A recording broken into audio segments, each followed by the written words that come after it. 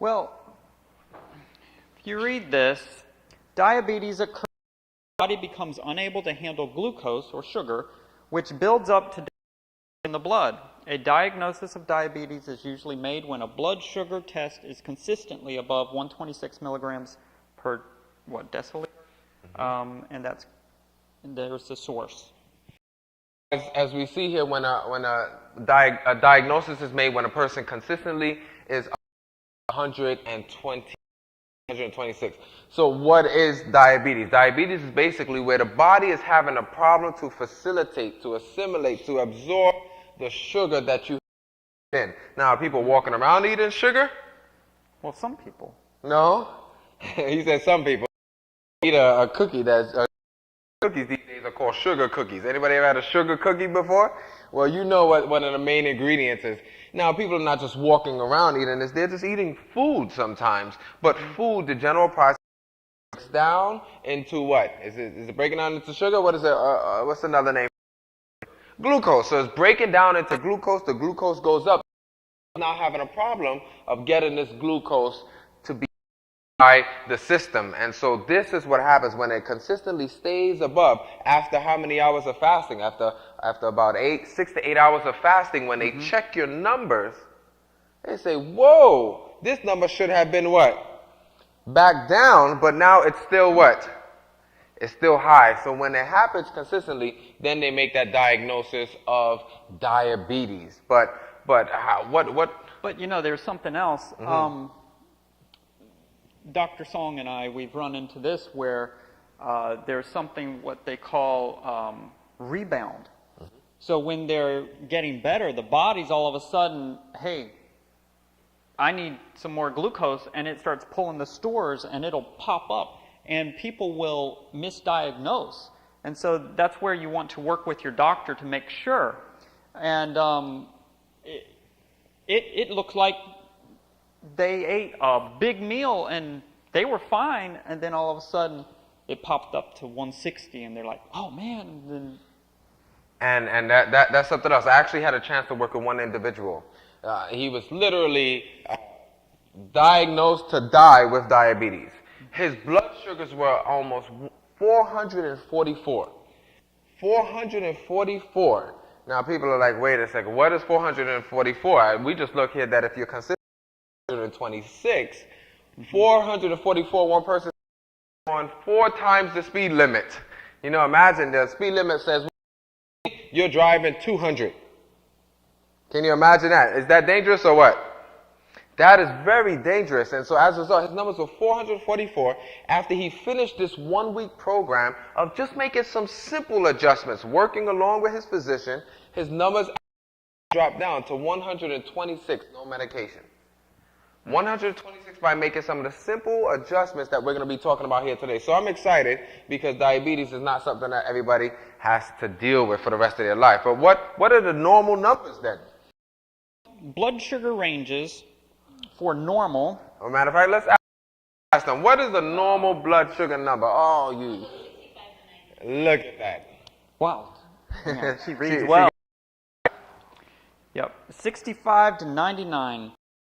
This is normal. That's normal. This is good blood sugar. So after 8 hours of fasting, you should be within to 99. This is what normal blood sugars is, or if you don't have a problem. Right. So then what is the next step? They call it pre-diabetes, yeah? Yeah, but sometimes they say borderline. Now, wait a second yesterday. Wait. Just our last presentation. Do we believe in borderline here? No, there is no such thing as borderline in our program. Either you what? Have it or you don't. No borderline stuff here. Either you're dead or alive.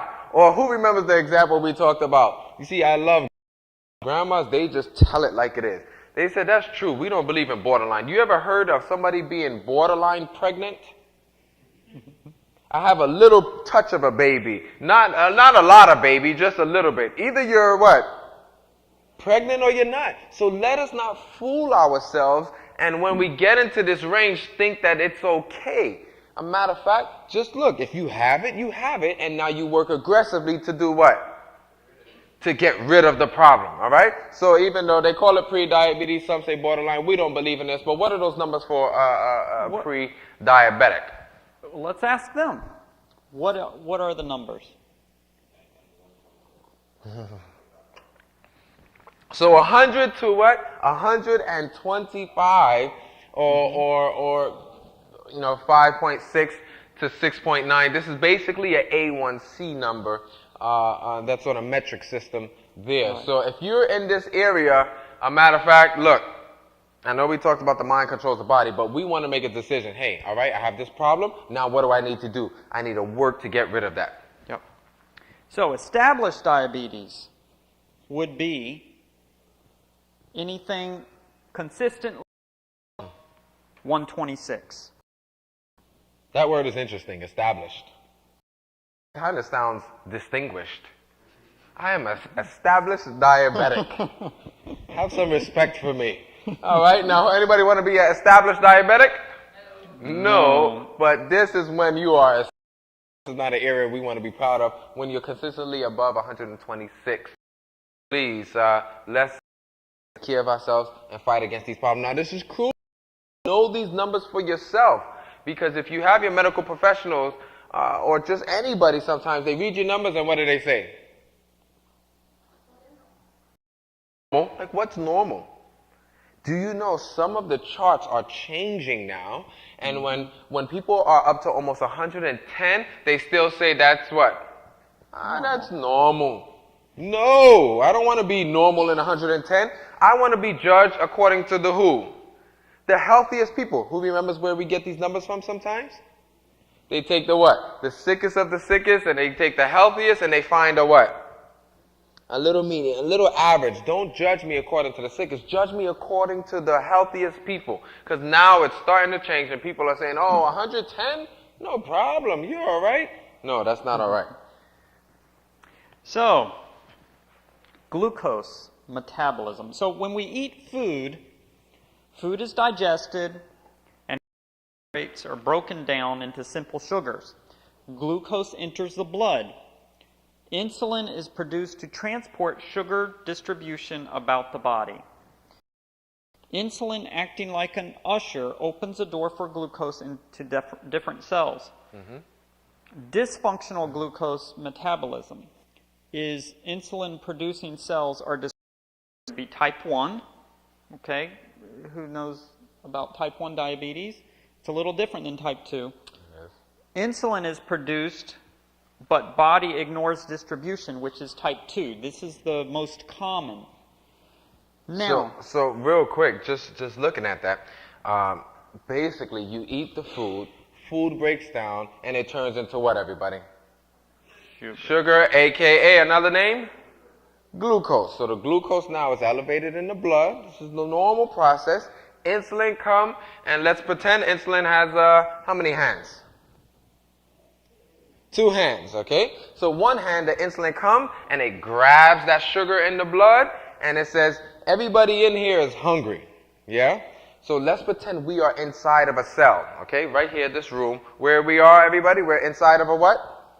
We're inside of a cell. Sugar now is outside. Glucose is outside. So insulin comes and it grabs that food from outside because we're all hungry, and it opens the door and it brings food for everybody. So we eat, right? And then when we all eat, after a couple of hours, the sugar goes back what? Down. And then you get what again? You get hungry. Normal process. That's how it works. That's how the body works. You eat, it breaks down into sugar or glucose. It feeds the cells. You eat, and then a couple of hours later, then you get hungry again, and then what time is it? It's time to eat. Okay, everybody? Normal process. Any questions? Make sense? Good, we got it. What you all going to learn here today with diabetes is people study for 10, 15 years, and you're going to learn this in a few minutes. yeah, 5 minutes, right? 5 minutes, all right? Let's hope we can do this. So there's basically 2 types. Type 1 is very rare. It normally happens when people are very young, and because milk in the digestive system, it affects what is known as the pancreas of Langerhans. and isolates of Langerhans. This is on the pancreas, yeah? And so they now, because they can't produce insulin anymore, they're required to do what? They're required to take insulin. And so that's type 1. And type 2, which is the majority, as Dave had mentioned here, most people have this. But you know, if you don't take care of type 2, what will happen? It can turn into type what? Type 1. All right? So let's make sure we take care of it. So here's how it works. Real quick. How does that work, Dave? Well, you got insulin resistance causes the lack. Can't see it too well. All right, so insulin resistance causes the lung to get all gummed up. And the body sends more and more insulin trying to get it open. So the key, the more the pancreas has to work overtime to create extra insulin, the sooner it will wear out and quit working. So when it's producing this extra insulin, because the glucose is not getting taken into the cells because they're gummed up, the pancreas starts getting weaker and weaker, right? This is the truth. So watch this then. You're eating food. Food breaks down into glucose. Insulin comes. How many hands, everybody? 2. 2 hands. It takes what? One hand grabs what? That's outside. Sugar or the glucose. The other hand what? Opens the door. We all got that, right? Simple enough. Something is now blocking the door, aka gummed up. Who can tell me real quick, what is one of the major causes of diabetes? All right, fat. But also, what's the problem with diabetes? Is fat the problem with diabetes? Glucose, sugar. Right or wrong? Uh-oh, y'all looking at me funny here. He must have been through this program before. So I'm going to trick them a little bit. But wait, diabetes is a problem with the what? With the sugar. So why is everybody saying fat?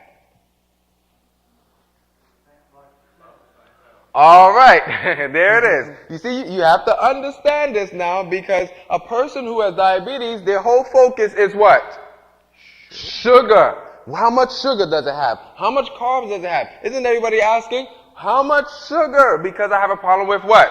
Diabetes. You all real quick. So when a person now uses too much fat. So you all have heard this before. They took 2 groups of people. This group, they had high sugar diet. So what are some foods that are high in sugar?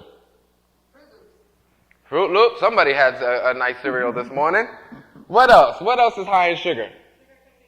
Sugar cookies. What else? Banana. Who said banana split? Banana split. However, that's the banana split. Oh, I don't have it here. Ooh. That's the banana split that you make with ice cream. We'll have a banana split in the back, and I'll show you. It's on one of our books called Kidlicious. And the banana split is made out of scoops of oatmeal. That one won't cause any problems. But yes, banana splits with ice cream. So this group, they had a whole bunch of sugar. How much was it? Almost a pound of sugar? It was a lot. A pound of sugar a day. This group had a high-fat diet. And what are some foods high in fat? Meat. Fried foods. Anything else? I guess everybody over here is on a no-fat diet. Nobody knows. Anything else that has fat? All right, nuts. What else? Red meat. Fried foods. Dairy. So they had a lot of dairy. As a matter of fact, if you take a plate, almost 65% of that plate was high in fat. Who became diabetic first? The one who had a lot of fat in their diet, fried foods and stuff, or this group here that had a lot of sugar? The fat. Now somebody tell me why. It blocks the cells. How does it block the cell? Wait a minute. 1 pound of sugar. I mean, when you get sugar, it's 5 pounds, right? That is a lot of sugar. That's more than any of us, I think, has ever had. Well, maybe not, but it's a lot. And to have it every day. Every day. As a matter of fact, after 11 weeks, when the study was terminated, this group did not have one diabetic. But let me call a timeout real quick because everybody's excited. I notice people taking notes. Sugar does not cause diabetes, so I can go home tonight and have 3 banana splits with cookies. No, of course not. Sugar doesn't cause per se diabetes, but what does sugar cause? Sugar causes a lot of other problems. You have that here. Anybody know what else sugar cause? What does sugar cause? Hello. What's that? Bad health? What kind of bad health? Hold on, y'all just came here to sit down and listen to us, huh? No. Who? Cavities. So it messes up the teeth. Anybody else real quick? Because we have to cover a couple things. I'll share with you real quick. Sugar is related to cancer of the stomach. Sugar related to colon cancer. You know what else sugar does? It is related to developing ulcers, Crohn's disease, gallstones. And here's the last one here that sugar is related to: bone brittleness. Anybody? I can teach everybody how to have weak bones. Anybody want to learn how to have weak bones? Anybody want their bones to crumble? No hands? All right. If you want to learn later how to have weak bones, all you have to do is just eat a lot of food with sugar. Yeah, so next time you go for that ice cream, say, yes, osteoporosis. I can't wait till you come. That nice little cookie that you didn't make yourself, no problem. I want my bones to be weaker. Anybody excited about that? Man.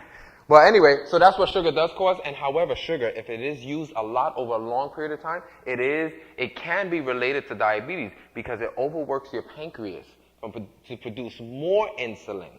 And so when you overwork an organ of your body, what's going to happen over a long period of time to that organ? I was like, I'm done. I'm tired.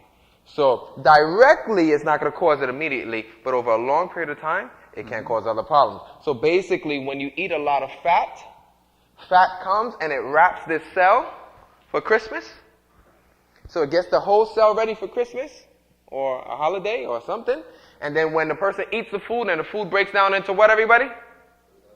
Sugar. Now the insulin comes and it grabs with one hand sugar, and the other hand it tries to open the door. Can it open the door? No. So what happens now? The blood or the sugar outside stays what? Stays high. Then what happens? Anybody knows? I'm going to give you the 3 simple signs. When are we going over the signs? Those are the categories. So we'll probably skip the category because we did 1 and 2. But watch this. What is one of the signs that a person is dealing with diabetes?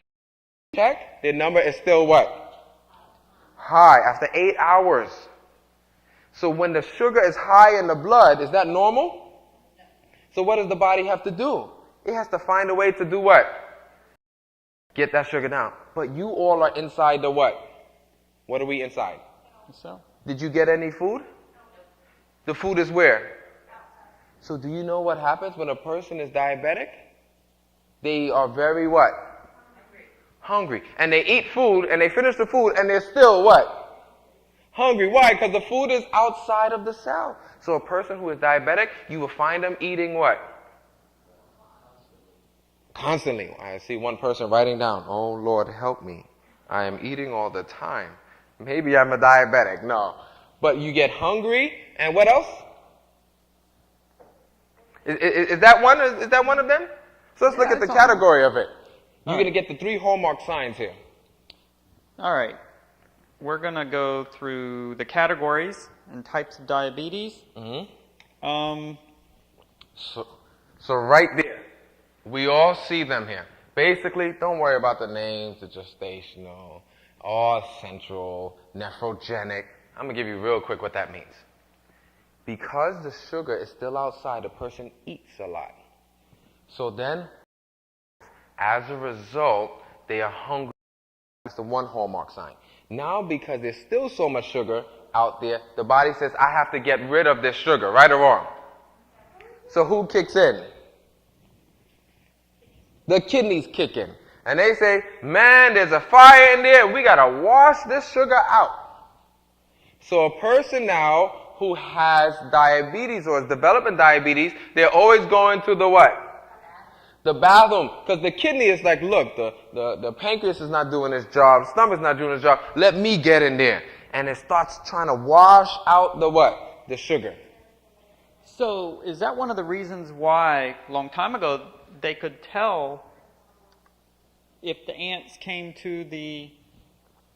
A matter of fact, doctors, when a person is thinking they have a problem, doctor will say, no problem, just go right outside in that little area with dirt. I need you to go and use the restroom. Number one, y'all, number one, not number two. And so they'll go and they'll do number one, and then they'll wait a little while, and then when they'll go back outside, they'll see what in that area? A whole bunch of ants. You know ants. They love what? Sugar. Sugar and sweets. They will come, that little piece of chocolate you've been hiding for everybody on top of the cupboard, you know, on top of the shelf, who will find that before the people find it? The ants will find it. A matter of fact, my mom is from Trinidad, and in the islands, we always used to know when somebody was hiding sweets. We'll just follow the what? The ant. They can smell it. So when they would see ants by the urine, then you know what's spilling out in that urine. Sugar. All right? So a person who is dealing with diabetes, they use the bathroom very what? Frequent. So that's the second sign. Now somebody, this is real quick and then we'll continue here. What's the third sign? If a person now is always hungry, they're always using the restroom, they will be very what? Thirsty. I think I need to go check my sugars here. No, I'm not thirsty. I'm talking. So as a result, they're thirsty all the time. So what are they always trying to do? They're always drinking. These are the 3 hallmark signs of diabetes. You understand this. Now, if you see somebody drinking water all the time, don't be like, you're a diabetic. Look at the whole situation and don't judge. So that's type 1, and then you have, you have also the sugar diabetes. About honey sweet urine. There's actually several types. Yep. So you have the type 1, type 1.5, type 2 diabetes, also type 3. Yeah, we used to only have, type 1 and type 2, or juvenile, and now they're adding up all kinds of things. But why is Alzheimer's? Real quick, which organ of the body produces insulin? The pancreas. But did you also know that there are other areas that also produce it? And in the brain, it produces it a little bit. And what they find is that a person who stops producing it in the brain, they start to develop an onset of what disease? Alzheimer's disease. What do they call this disease? There's another name for it? Old-timers? Or something like that. This is very interesting that many things can affect the body. So let's look at one of those types there. Type 1 diabetes or juvenile diabetes. It used to be that just the young kids would get it, right? Now there's adult onset, and we'll cover that. But this is when the body cannot produce adequate insulin because the insulin-producing cells of the pancreas have been destroyed. So, diabetes type 1 and 1.5 causes damage to the pancreas, which could be drug-induced, a viral infection, and or vitamin D deficiency, along with other lifestyle factors. And one of them, real quick, is when you're talking about the youth, what they realize is that you have the baby, yeah? And the baby, when it breastfeeds, the mother passes over enzymes or just nutrients, all of that good stuff, but the mother also passes over immune system builders and fighters, right? And so as a they go into the baby human looking that doesn't belong there.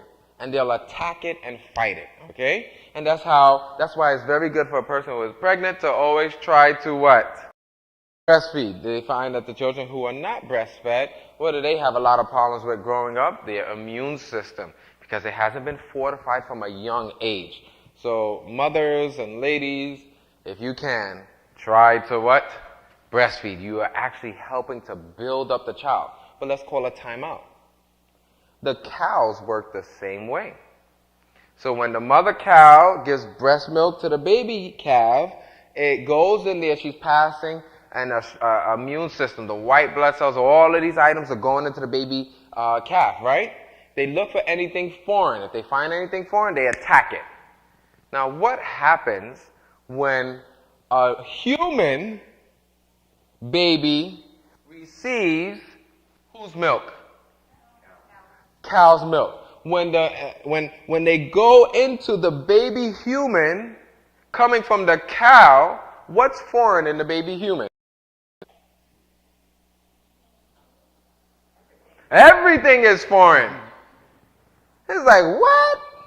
This ain't no cow. Attack. And what it starts doing is it starts attacking everything. And one thing it attacks in particular is those who are helping us, the islets of Langerhans around the pancreas. So it attacks those beta cells and attacks and it kills it. And then what happens to the baby? Now the baby cannot produce what? Insulin. And this is why from a young age they find people develop type 1. This is one of the reasons. So please, if you can, it's a miracle that I'm still alive. Any of us are still alive. About you, but we grew up on a lot of cow's milk. We used to drink them by the gallon. But Mom did breastfeed us. Thank the Lord.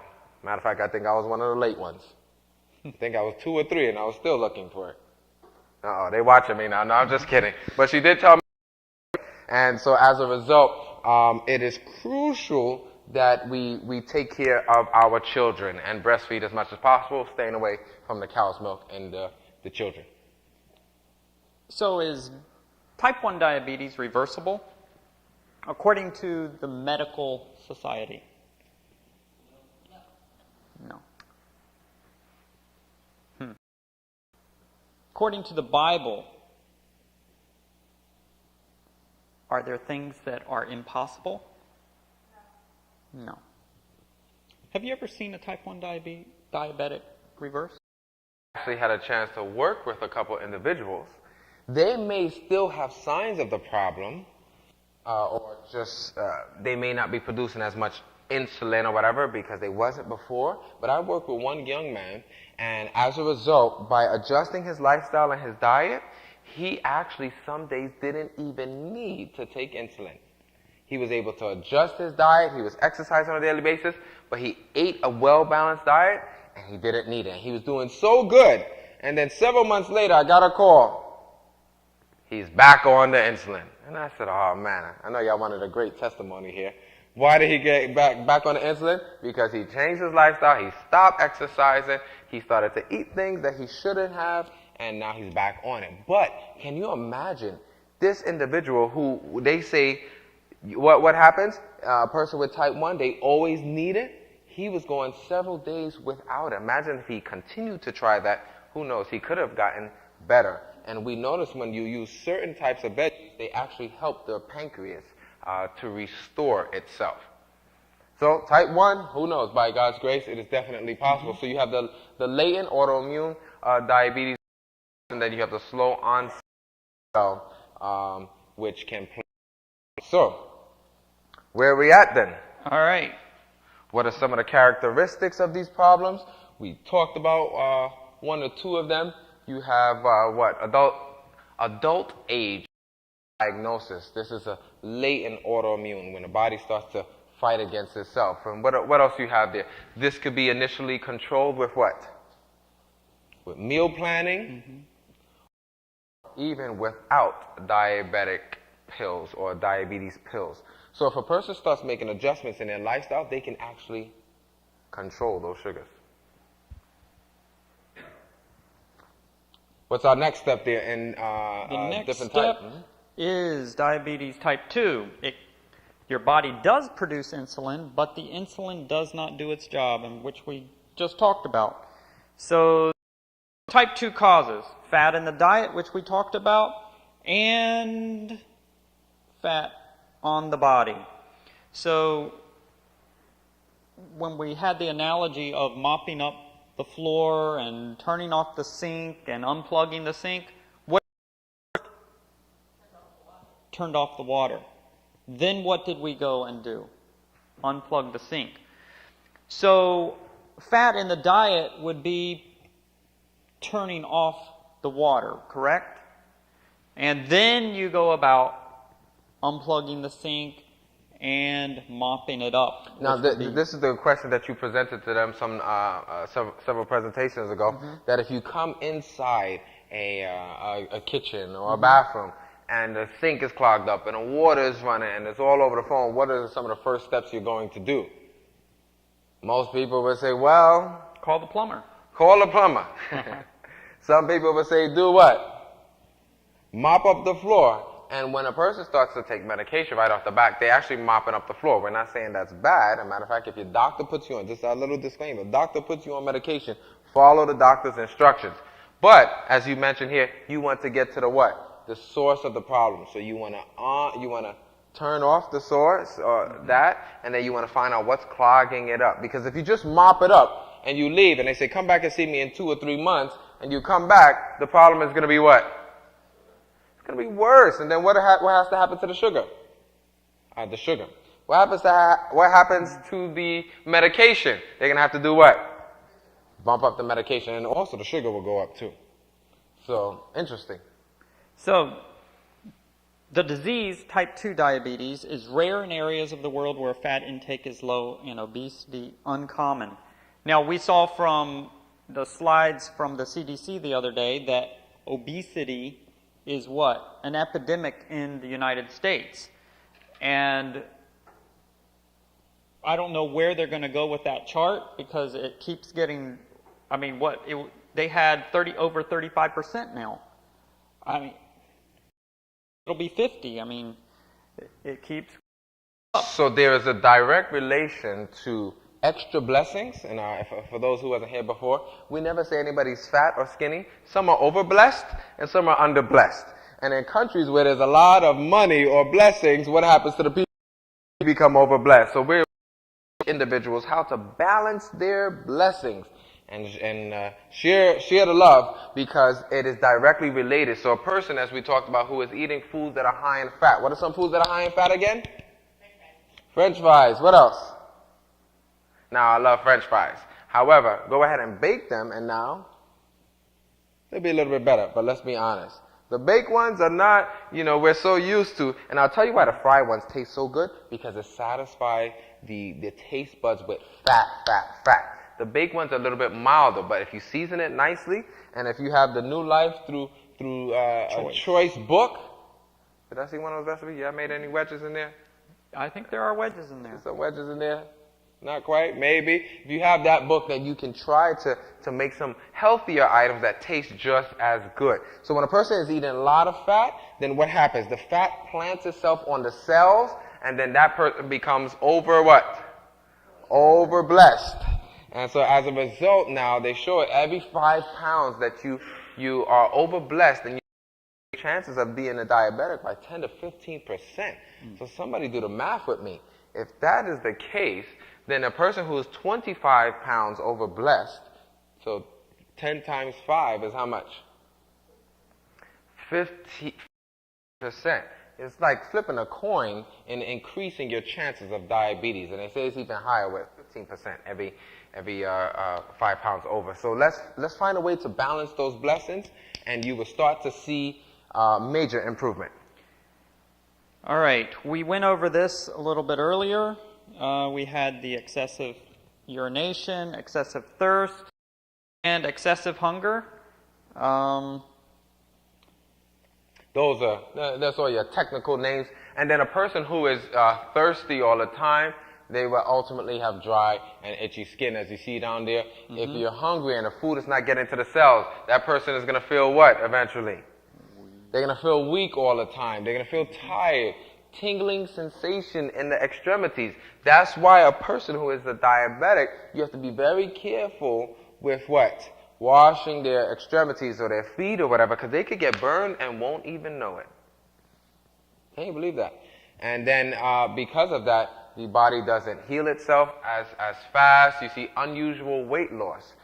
So what happens is you have the extra blessings that take place. It wears out the system. Matter of fact, I consider diabetes to be the sister of the bunch. Does anybody remember who the brothers are? It's like a triangle, okay? So you have the sister, and who are the two brothers? Cholesterol and hypertension. And please don't play around with diabetes. Who remembers what was one of the first signs and symptoms of high cholesterol? A heart attack, right? So most people will find out they have high cholesterol when they have a heart attack. So they may not find out if they die. They'll find out when they wake up on that great day. And then who remembers what was the first sign and symptom of high blood pressure? A stroke. So big brother, cholesterol, he would probably try to kill you. The little brother, high blood pressure, he would probably try to stab you. All right, this is getting a little graphic in here, but you get what I'm saying. He would try to stab you with a stroke, and sometimes people survive the stroke, and what happens? The total left side is what? So one person said, unfortunately, it was a person who had a stroke. They said, man, I'm halfway dead. And I was like, wow. I never looked at it like that, because when this goes, it's gone. And so that's the high blood pressure. But the little sister, you know why people play around with diabetes? Let me ask you all a quick question. You ever heard somebody dying of diabetes? Anybody? You ever saw on the tombstone, died of type 2? The sister doesn't kill you, but what does she do? She's actually probably worse than all of them. Why? She jabs you. Here, there, there. And what happens with diabetes? The whole what? The whole body is affected. The kidneys start shutting down. The stomach, the heart. You can't even think straight. You can't even what? Look what it says. Blurred what? Blurred vision. You can't even see straight with diabetes. So I actually consider diabetes to probably be one of the worst ones because it affects the what? The whole body. And a person may not die of diabetes, but they'll die of a what? A diabetic or a complication of diabetes. Mm-hmm. I remember a lady, she was on 80 units of insulin and on 12 medications. She couldn't drive at night. She had night blindness. I mean, very severe, where on her driver's license, she couldn't drive. And after 6 months, she went off of all 80 units of insulin in 9 days. But after 6 months, she went back to her eye doctor, and her vision, her night vision, was totally clean. Wow. He gave the prescription, or whatever you call it, and he took it off of the driver's license after 6 months. So the body does heal itself. It was amazing. Look at that. Simple things, the simple things. And that's actually how I got into this work. We started just to help people with simple basic principles. And they would do it, and they'll come back, and they're like, you think this is going to work? I'm like, sure, it will work. They'll come back, and they're like, wow, my numbers went from 300 to 150. And I'm like, amen.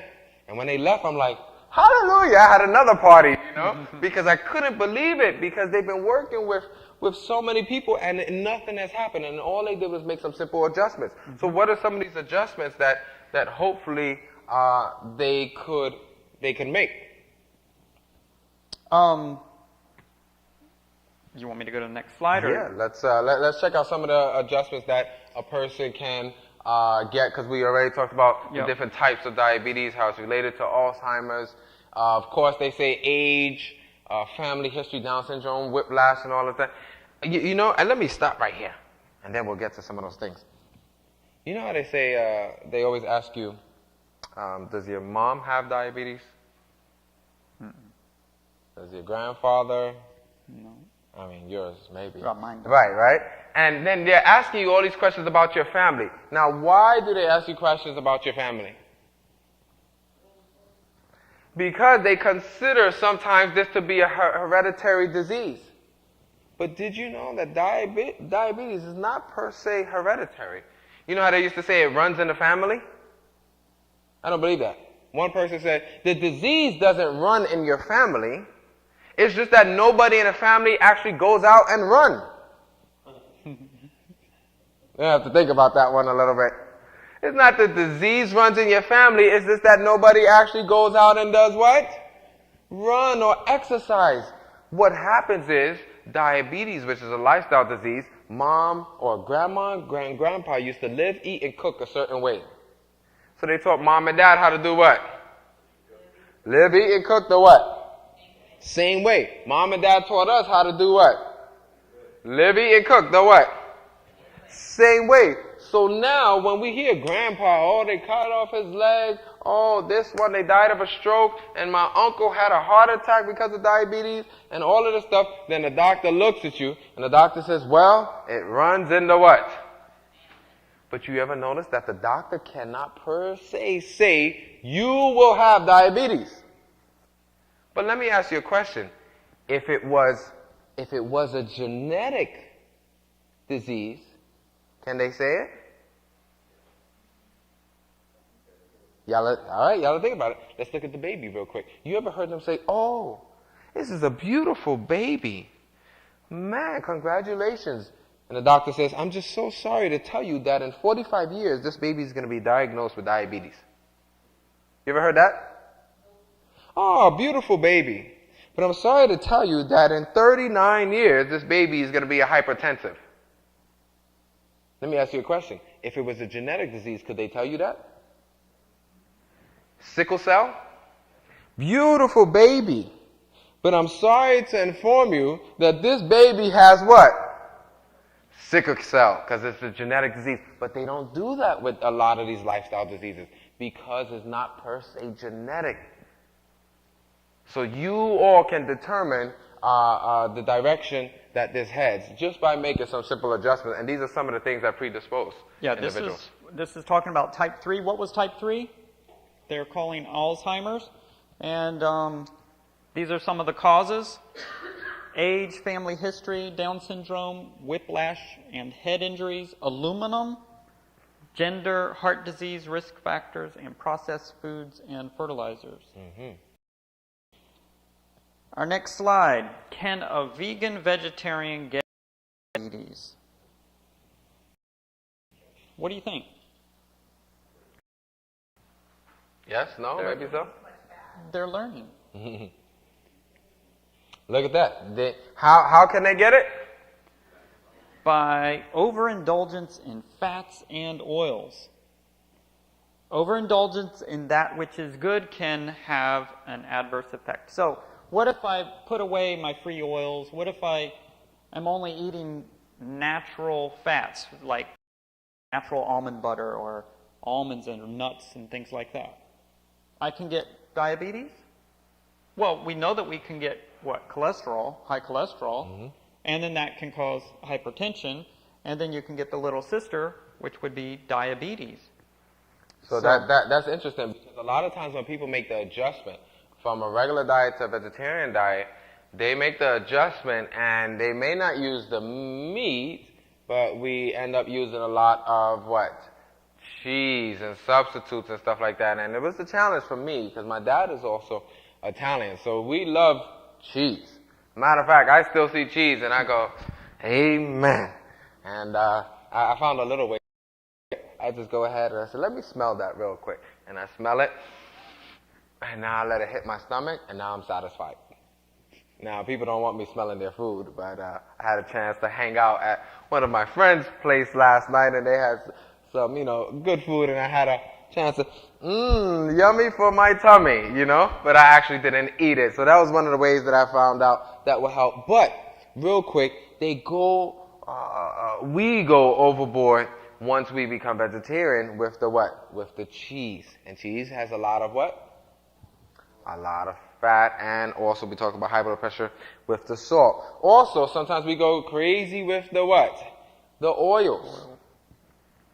We go crazy. One person says, man, one day when we go out to eat, we become Baptists.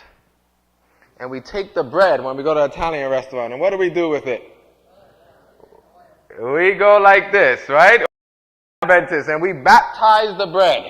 We make sure it's totally what? Immersed with oil. But it's olive oil is what we say.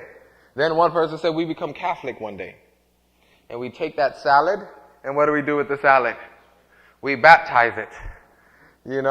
And so, don't worry, all the churches are involved in this process here. But we go overboard with the what? With the oil. And so as a result of taking in that could cause problem, or even with the nuts, as you mentioned there. We usually say a handful of nuts. But sometimes what do we do with the nuts? Hands full, bag full, can full. We go way too much with the nuts, or we knock out all of the peanuts there. So what's the proper serving? Closed hand, closed fist, upside down. All right, well, let's see what we can do about reversing diabetes. This is the fun part, and this is the part that if you can get this, everything else works. You'll notice that some of these things are repeats of the last two. The principles are the same. Avoid all flesh and its byproducts.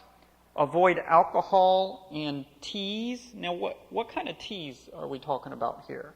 Like linden tea, or I thought we said we could have that yesterday. Yeah, I mean, if you're going to use some of the herbal teas for a specific specific situation, then enjoy that. But what we're looking at is the green teas, the black teas, the chai teas, all of these teas which hinder because of the caffeine, or sometimes with the phenolinic tannins, as well, can block a facilitation and absorption of other vitamins and minerals.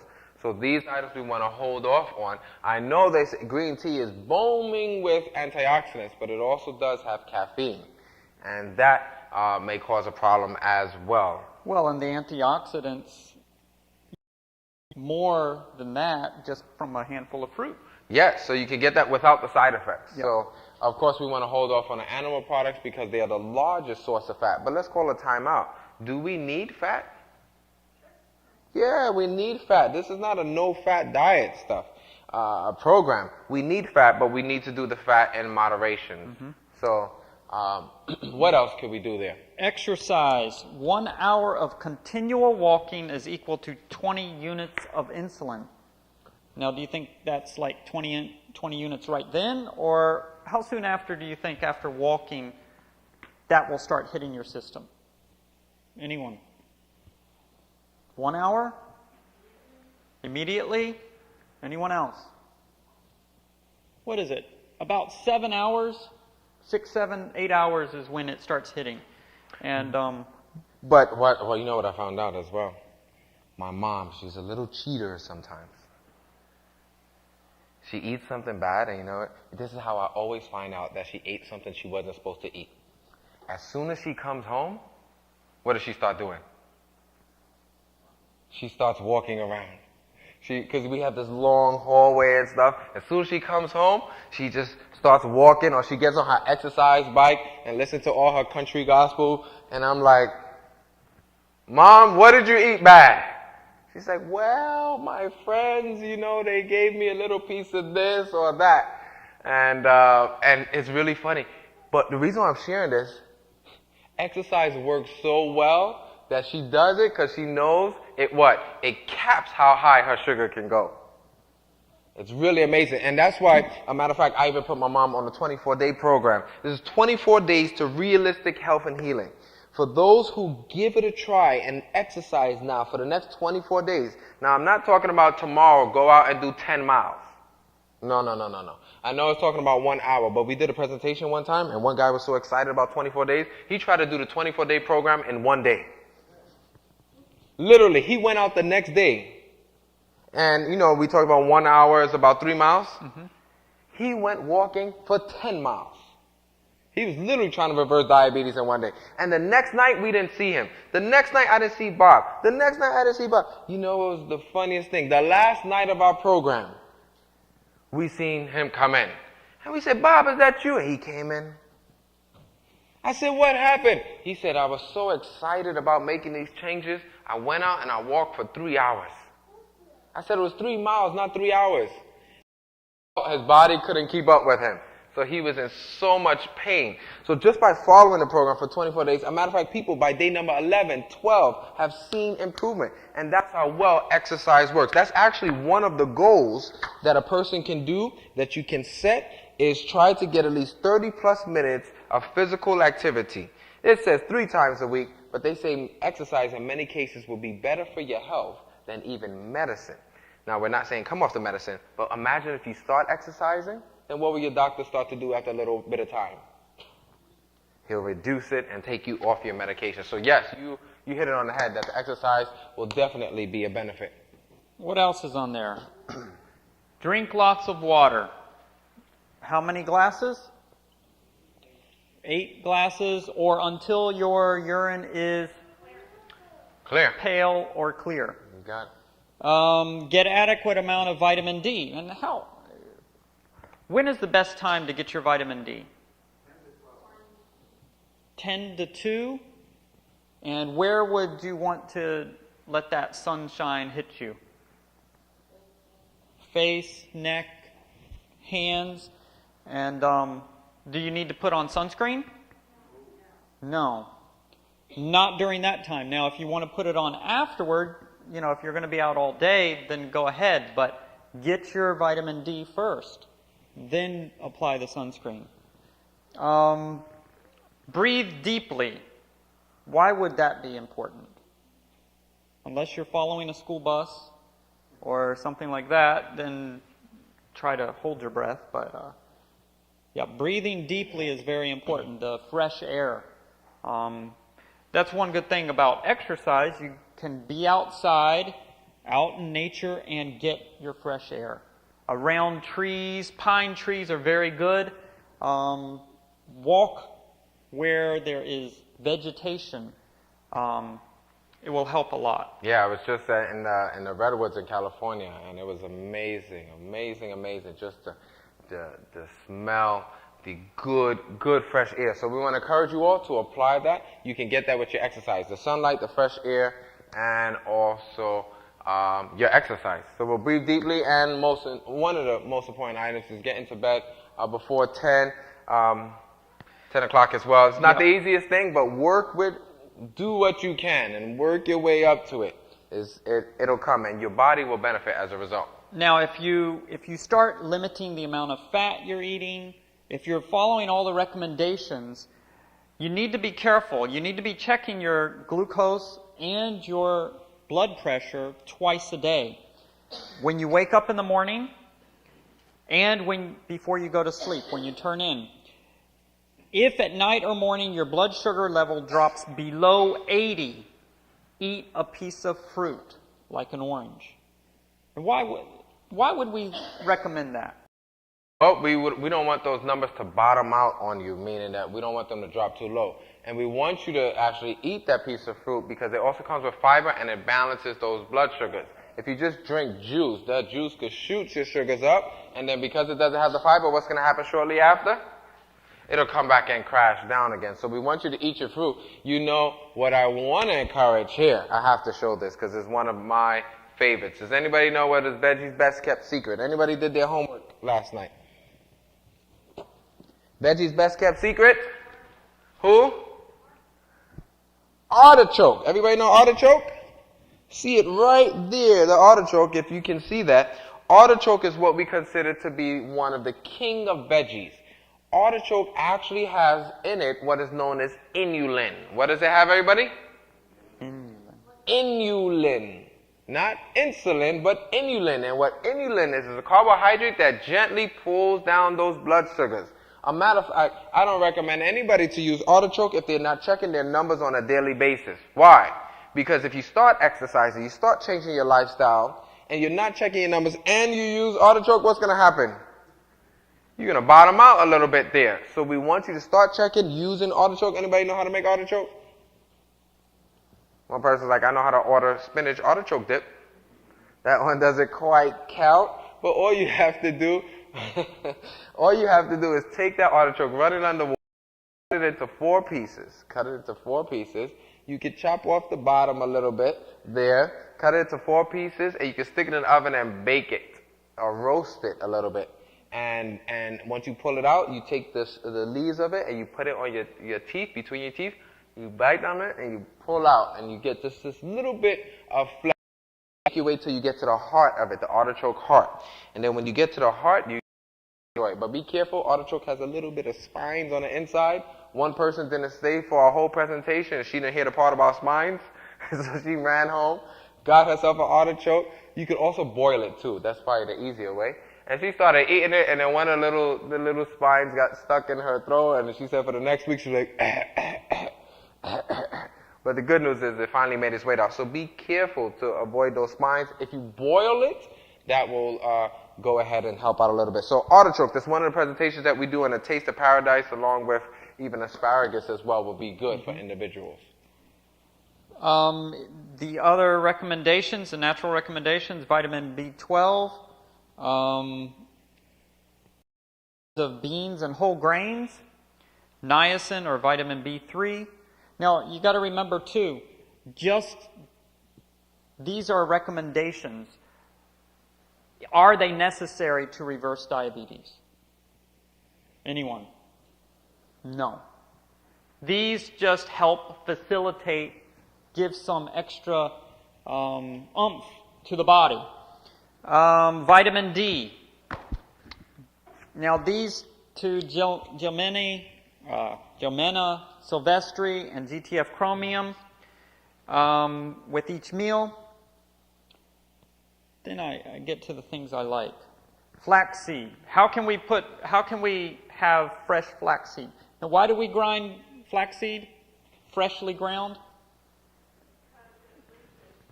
Because it loses its nutrients as soon as it hits the air. It oxidizes. So you want to use it rather quickly after you grind it. You know, don't grind it and eat it the next day or save it for a few days.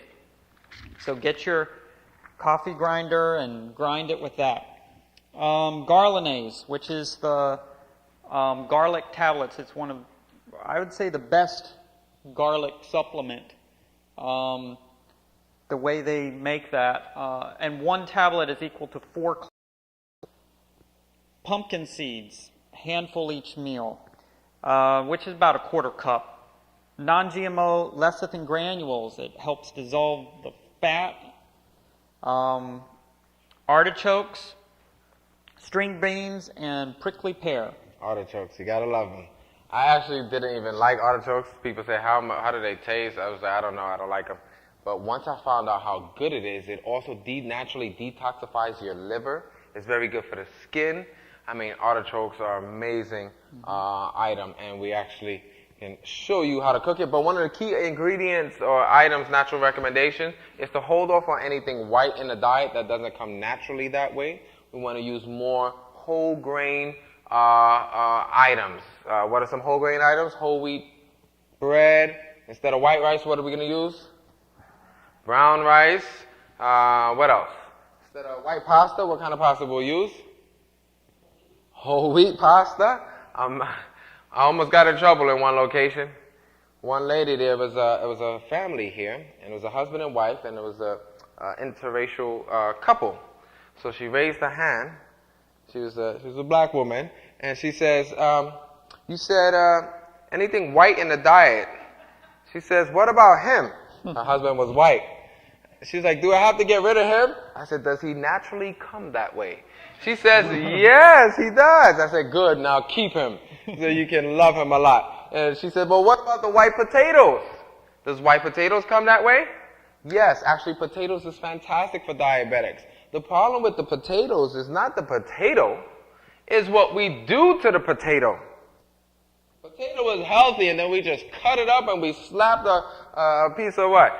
Butter in there, and then we put some sour cream, and we put some veggie bacon bits and cheese and all of that stuff.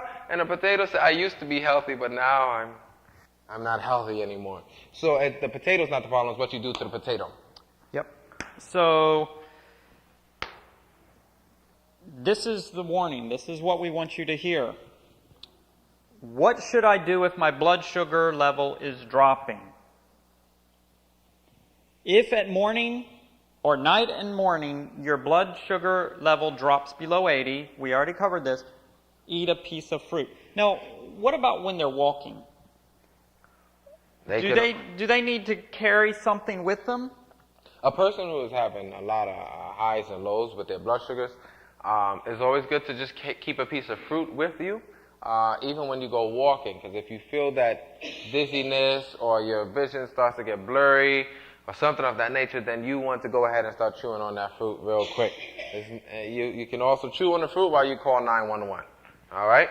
So just try to find that balance. Yeah, I remember that's how fast exercise works sometimes. when we were out in California, the lady, she said, "Oh yeah, my husband, he went out and he calls me and he's like, oh, I'm faint." And she's like, "Did you take your fruit with you?" And he's like, no, I forgot."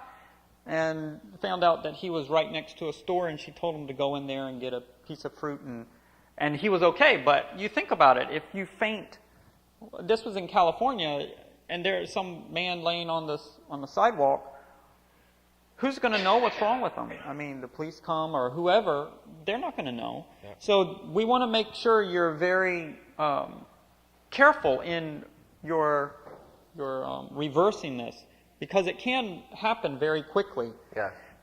If the blood sugar level is 140 or below before bedtime, be careful with the amount of medication that you take at that time. In fact, this is what Dr. Song and we recommend, is to talk with your healthcare provider, your doctor, your physician, because explain to them what you are doing, what you've started, and then ask him if there's a way that he can make sure that the medication is taken earlier in the day so that you aren't going to be taking it in the evening. And they'll work with you. And keeping track of these numbers is very important. When you take your numbers to a doctor and you show them consistently, I've changed my lifestyle and these are the numbers, morning and night, and you show them that, they will listen. If you just say, oh, I changed my lifestyle, I feel good, they're not going to listen to you. They don't know what new pill you took. So make sure you take care of that. And I believe the doctors these days are very willing to work with you, but you just have to prove. You have to show the evidence that, hey, here's the changes I've been making, here's the gradual decrease. And they'll have no choice but to take you off of the medication. You know how people say, oh, the doctors just want to give us medication. That's not true. All of these things are documented. What we need to do is take care of our own health. And if we take care of our health, then they'll join us in the process. Is that all right? Yeah. So then, as you mentioned there, let's contact our healthcare provider so that they can make the necessary adjustments to your medication. And for those who do it, they'll see major improvement. Matter of fact, we say in less than 24 days, you'll see it. Question, we have some mics. We have a hand. Hold on just a second.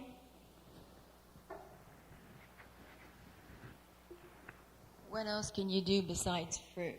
What else can you take if it drops? Is there something else that nuts help? Fruit hits the bloodstream the fastest.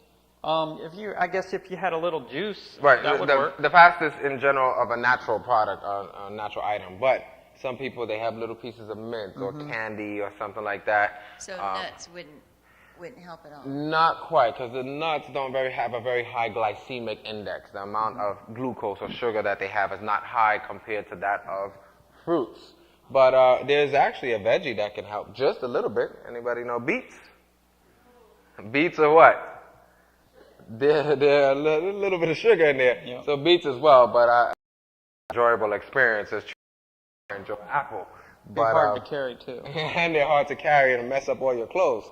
But that's the main item. Some people who are not ready for the natural items, they carry a little candy, a little mint or something like that, because that will also jump into the bloodstream as well. Any other questions? Was the information helpful? Any questions? Yes.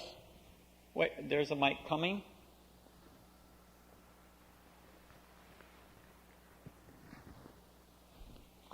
What kind of sweetener can you use? I mean, sugar means what kind of sugar? I mean, beet sugar or cane sugar? And if you cannot eat cane sugar, why is that? Well, sugar that is taken from the cane, for example, the white sugar, the turbinado sugar, all of that is coming from the sugar cane. Sugar cane, the sugar actually kills the T cells, and it greatly reduces your immune system. So I've seen where a kid has been off of sugar for years, no sugar-related products, only natural like honey or agave nectar or brown rice syrup. And one day he got some sucrose, which is what? What is sucrose? It's sugar. Within 30 minutes, he had showed his sickness from something that he wouldn't have gotten sick of the depleted immune system. All of a sudden, he got what his sister had. Wow, it's fast. Usually, when I was making the transition, I went from regular ice cream to some of the soy ice creams, and I did. But however, in the process, you know, because there's not as much fat in the soy, they have to find a way to make it more palatable. And so many of the companies, when they were first doing this, they would just put the soy with a lot of what? Sugar. And I noticed every time I would eat that soy ice cream at that time, the next morning I'll wake up with a sore throat. And then I went back and I looked at the ingredients. I'm like, oh my goodness, this soy ice cream, the one I was looking at, actually had more sugar than a regular ice cream. You know? But now the soy ice creams are getting a little bit better. They're using fruits to sweeten it. And so for a diabetic, we don't want them to use any refined sweeteners because it'll jump into the bloodstream faster. I always what are we using the sweeteners for? Most people will say for tea or for coffee or for this or for that. And if you looked at many of the presentations, we really don't use as much tea and coffee anyway. But if you want to make a dessert or something, we try to find ways to sweeten it with fruits as much as possible. So the best thing for a diabetic is to go off on dried fruits and use more fresh fruits. Matter of fact, you can even make a really nice apple pie without adding sugar to it. If you keep it as natural as possible, it'll come out mild, tasty. What kind of apples? You have to have some good sweet apples to really make that work. Don't come in with those Granny Smith ones. It's going to be instead of apple pie, apple tart. So try to pick some good fruits, and that is probably one of the best items. Some diabetics use stevia. Some also use agave nectar as well. That doesn't jump into that bloodstream as fast as honey or some of the other sweeteners. Any other questions? Yes. One last one here, and then tomorrow. What are you talking on tomorrow? We're going to be covering allergies, asthma, and more. And Dr. Song, he said we might even cover cancer. Wow, look at that. So you don't want to miss out tomorrow's presentation on allergies, asthma, and more. We call that the sniffles and sneezes.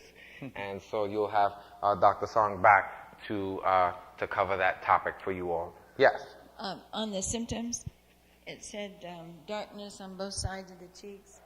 What causes that? And can you just mention it? So what causes the darkness on both sides of the cheeks? What diabetes does, it starts to wear out the system. Remember, it affects what? The whole system. Your kidneys are affected. The digestive tract is affected. The skin is also affected as well. And so slowly but surely, over years, it doesn't happen like this. So you won't have somebody who just started and be like, oh man, you must be a diabetic. You're like, no, that's my birthmark. You know what I mean? Over an extended period of time, you will start to have the darkening of the skin in these areas here. Now, do not go and start inspecting people, please. That's a rude item, but this happens over a period of time because it affects the skin. You also, as we saw, one of the signs and symptoms, you have dryness, you have brittleness. All of these things start to take place with diabetes, and so it affects the whole body. Your reproduction, the breaking down and the facilitating of food, vitamins, and nutrients as well. That's why, if you notice there, they even suggested 1 or 2 supplements there because the body is not facilitating properly anymore. So that's one of the reasons as well that a diabetic will have that situation. Yes? The mic. One more question. What about vanilla? Can you tell us about vanilla? Vanilla is very interesting. If we go to, let's see, you got book 1 over there? Let's go and look at that. There's a list of stimulants which when you stimulate your body, what is happening? Caffeine is a stimulant. There's a lot of different stimulants, right? Well, vanilla is interesting because it is a stimulant, but it also promotes choleresis, an increase of bile secretion. So if you increase bile secretion, what produces bile? The liver produces cholesterol that produces bile. So if you start releasing bile, the liver has to produce more cholesterol. And remember, when cholesterol is being produced, it goes into production for a 2-week time, days. So if I start excreting more bile, my liver has to go into a higher capacity to produce the cholesterol for that release of bile, and it stays at that production. So you're making your cholesterol go up. Now, the other thing would be the stimulant. And a lot of people were skeptical of this, but we had a chance. One time we had some people over for our meal, and they shared with us a cookie. And it was a nice carob chip cookie. We asked the ingredients, and we had eaten enough at our lunch. And so we took one cookie, my wife and 2 kids, and we chopped it into 4, and we ate a quarter cookie each. And at the end of our meal, and that night, I did not sleep good. I tossed and I turned, and I was like, what in the world? And I got up the next morning. I don't even feel like I slept at all. And my son, he said, I was the same way, and I could barely get to sleep. My daughter, same. My wife, the same. And then I'm like, well, what in the world happened?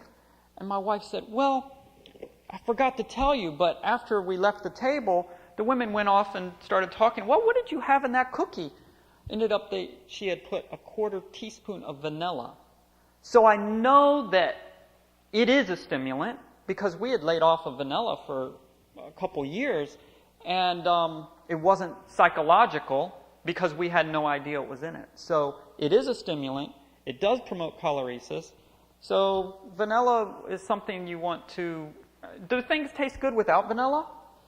They do, but we have to be honest. It does add a little flavor to it, and that's why people love it so much. If it was so bad, if it didn't taste good, we wouldn't. But as a result, we do realize that it does work as a stimulant. So slowly but surely, we try our best to make the adjustments away from that. And we always say to each his own, but these are some of the principles. That's just the facts of it. And so even myself, I slowly but surely have stayed away from it as well. We're not here to say if you use vanilla, you're going to die. You know, we're not here to say that. One person said, I can't eat anything anymore. No, it's not that. But we're just sharing the information. So you take it slowly but surely at a step at a time. And then you give it a try for yourself. If it works for you, great. If it doesn't, not a problem. But we hope it was helpful for everybody here. And we look forward to tomorrow night. Allergies, tomorrow asthma. night, 7 p.m., allergies, asthma, and more, and we'll throw in some cancer in there. Thank you, and have a good night. Let us say a prayer. Father, thank you so much for the simple information that you have given us. May you bless us, Lord.